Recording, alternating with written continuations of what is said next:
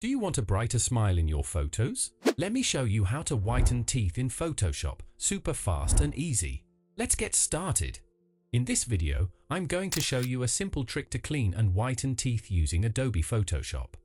First, duplicate your layer by pressing Ctrl+J on your keyboard, or just drag and drop it over the plus icon. Next, grab the lasso tool from your toolbar.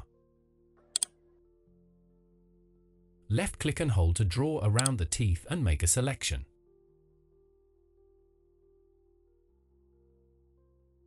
Once your teeth are selected, go to Adjustments and choose Hue and Saturation.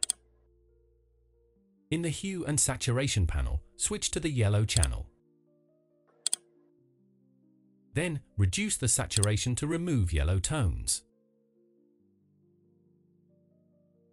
And increase the lightness a bit to make the teeth brighter. And that's it! As you can see, the teeth now look clean and white. Here's a quick look at the before and after. And that's it! Like, comment, and subscribe for more quick Photoshop tricks.